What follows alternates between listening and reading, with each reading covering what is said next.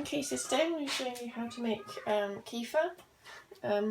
This is a 3 litre jar, and as you can see it's got a lot of kefir grains in, so I'm going to be draining it today and taking some of those out and posting that to people. This one's called George, and I started them on the 18th, and it's the 21st a day. It takes 3 days in my cold kitchen for it to be ready. So I'm just going to open it up. I'm going to take a large bowl and a plastic sieve. They should all be plastic or wooden. Some people say you can use stainless steel, but I choose not to where possible. My sieve fell in. Okay, got it right. And drain out all baby grains. Now I've got more than my sieve can take, so I've got an extra bowl to put my grains in. Just here. So I'm just going to be putting these into that bowl. They're nice big healthy grains. It's important to use a fairly small sized sieve because the baby kefir grains are really little, and if you use too large a sieve that will go through and it'll look like your grains aren't ever growing. And it's actually because you're chucking all your babies in your juice and drinking them instead of growing them.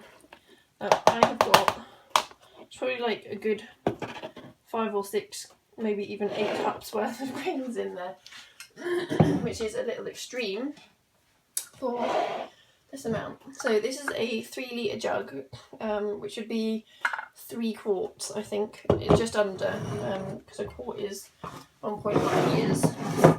So for this size, I use a cup measure of Demerara sugar, and the reason I use Demerara sugar is because it still has all the molasses in. So some people use white sugar and then they add molasses, which I think is way overcomplicating it. Just buy some Demerara sugar, it's not that expensive, and use that. And then you don't need any raisins or nutrients because it feeds your grains. I mean, these grains double every week pretty much. So I'm just going to fill that up.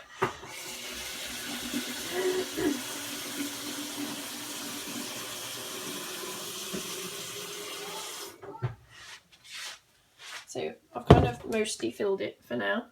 It's not all the way full, it's like 2/3. I'm just going to grab a wooden spoon. Nice wooden spoon. And give it a good stir. And I'm going to keep mixing that until all of those sugar grains are stirred in mostly. And sometimes there's a few left at the bottom. I don't bother too much about that.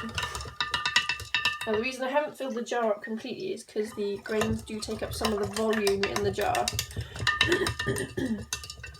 Like the grains that I've just poured out of this jar took up an entire litre of the volume because of this jar. This bowl here has measurements on, and I've got 2 litres exactly of finished kefir, and this is a 3 litre jar, so clearly I have far too many grains in there.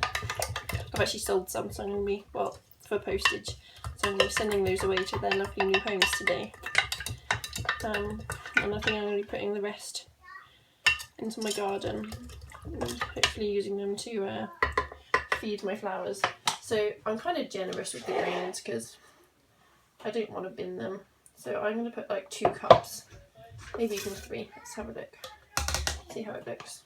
Also I'm washing the sugar off the same scoop I've just used for the sugar.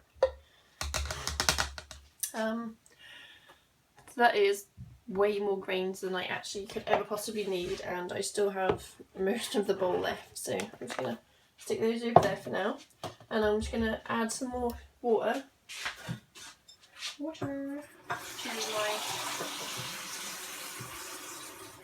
to my jug to fill it up completely. Well, almost completely. I leave a little bit of a gap. I bought these grains off eBay. I got I think it was like 3 tablespoons full, so I started off making a small amount, which is really good to start off making a small amount at a time because you need to gradually introduce it to your digestive system. If you suddenly start drinking a litre a day like I do now, you're probably going to get the shits because your digestive system's going to go, holy hell, what have you done? So I'm now going to leave that. I'm going to change its date on its little thing because I have the worst memory ever. I won't remember when I did it otherwise. Change it to today's date. So I stand a chance of doing it on the right day. My little chalkboards. And it's the winter at the moment, or spring actually. Yesterday was officially the first day of spring. So I haven't started putting a cloth cover over like I should because I'm lazy and I'm going to make one. But I haven't done it yet. So at the moment I'm just literally, I'm not like putting it down like that and sealing it. I'm just leaving it open a tiny bit. I don't know if you can actually see. Hang on. Let me move the camera. Oh, a little. Right, so here's a jar. I'm not putting this down and sealing it. I'm just leaving it open a tiny bit here. Okay, so that's letting the air in, but the dust can't get in because it's mostly sealed. But I've been too lazy to put a cloth cover on, but I will do soon because otherwise the flies are going to try and get in it. So I'm going to put that back up on the windowsill where it belongs. Now I have this is from the first ferment. What you'll often see is 1F, and I have left. I've got 2 litres exactly, and I've got 3 1-litre jars, each with their little blackboard stickers on so I can date and write the flavour on. So next I'm going to flavour it. So I'm going to pick out 3 flavours. I use just juice, which is pure pressed juice with nothing added to it, not from concentrate. Pick out some interesting looking flavours that I've got in here. I might go apple and raspberry. There we go, I've got 3 different flavours. Oh dear, Logan is sad. That is my son being very sad. Right, Logie is now helping me make the kefir. He's 2 and he wants to help. Let's get your chair then, you can stand and help. Right, come on in.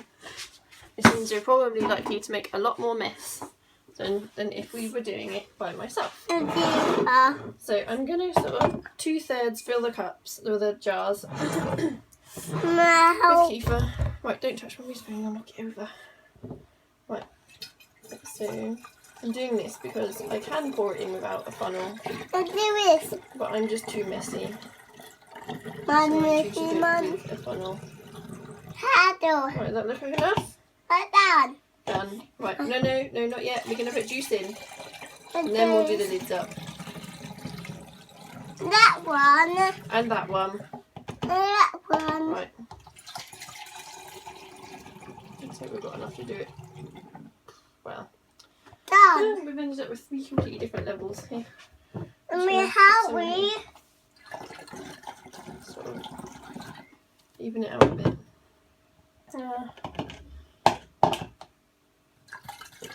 It's not an exact science. Right. There we go. We have 3 jars. Right, so now I'm just going to top them off with some juice. We're just putting some juice in. This is apple and raspberry. It's a flavour we haven't had before, but I thought I would try. I thought it looked interesting. Right, next I'm going to do red grape. Okay, so my phone ran out of space to store the videos, so stopped recording. So I've now got the apple and raspberry, grape, which is my personal favourite at the moment, and pineapple, which is a trial flavour as well.